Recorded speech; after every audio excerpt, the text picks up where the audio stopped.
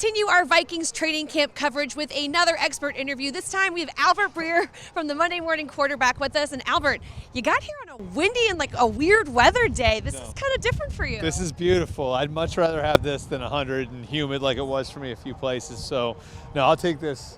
On my camp trip, I'll take this every day. I feel like I left my jacket inside. It was a poor decision by me. But let's talk a little bit more about this Vikings team in particular. You've had a chance to speak to some players, some front office, some coaching staff.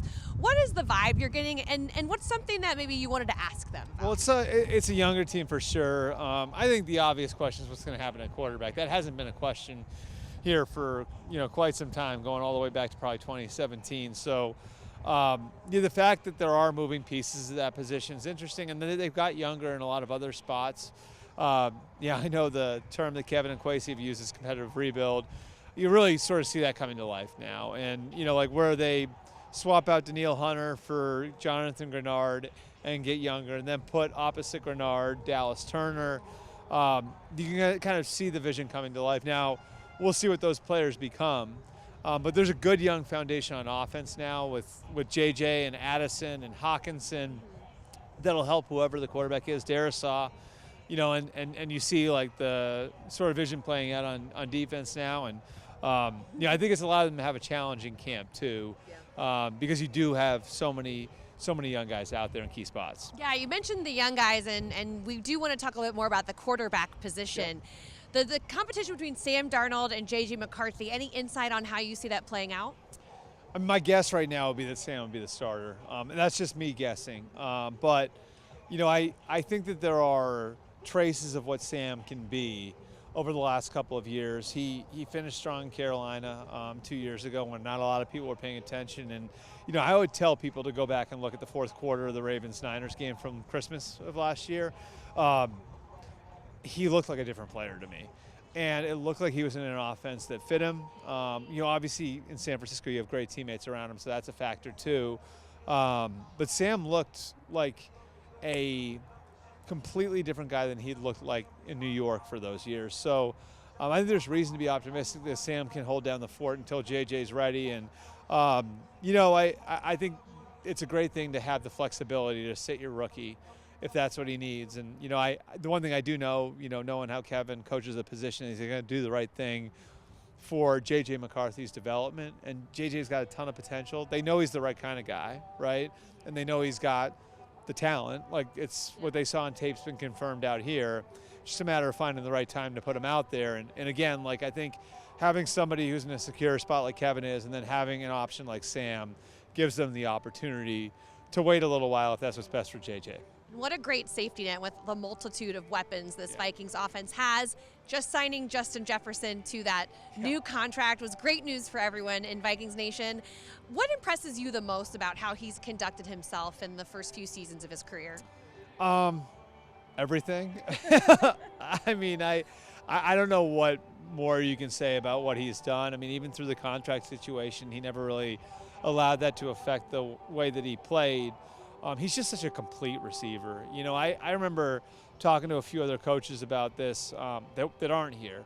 A couple of years ago and this is coming off of his rookie year where you knew what he was, but like how great can he be? And, one head coach that I really respect said to me, the guy looks like he's already elite at everything except for run after the catch. And he's pretty good at that too, So he came in the league a complete receiver. He's got goals to be the greatest ever. He hasn't been quiet about that.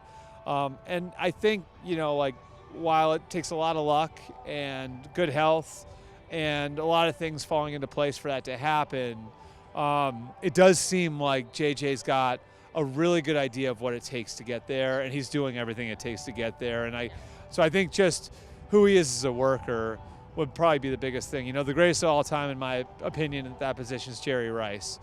And you heard the stories about Jerry Rice. When I was a kid, you hear about this hill, in California that he would run up to train on. And it sort of became emblematic of his work ethic and how he would do whatever it took to be not only great, but the greatest ever. And that allowed him to keep playing until he was 40. And he was still a really good player with the Raiders late in his career. Went to a Super Bowl as a starter with the Raiders at, I believe, almost 40 years old. And that's what separated him from everybody else. And I think the great thing about JJ is you can see that he gets that's what it takes to separate yourself from even the really great players in the game. For sure. We'd love to see that. Love to see him playing at 40 years old. Yeah. Let's talk a little about the defense. I know second year under Brian Flores, how can they take a step in an even better direction than they did last year? Yeah, developing young guys, I think. And that's the one thing that I think Flo's always done really well is he's always been really good in developing young talent. You saw it through his time, in New England, the second iteration of that dynasty, and the amount of young guys, guys like Jamie Collins and Dante Hightower and Logan Ryan and Chandler Jones, the Devin McCourty, the guys that they developed that became the core of a championship team. Flo had a big hand in that, and I think that's made him ideal for what they're trying to do here now. And I think the thing you can be excited about is because his defense has so much volume and it is complex and there's a lot to it, it can take a year or two for a player to really get it. And so now these players are going into year two, and a lot of the key guys in the defense have a year under their belt in it. So I think you're going to see they're going to get more and more difficult to play against. So I think developing the young guys and then, creating a scheme that's difficult to play against, that's why I think you'd be really excited about where Flo is taking the defense. Speaking of excitement, how can fans rate their level of excitement for how the season will shake out? Well, it's a really tough division this year. Yeah. I mean, I was with Detroit a few days ago, and they're as advertised. I'd be surprised if they're not as good or better than they were last year, and they were in the NFC title game.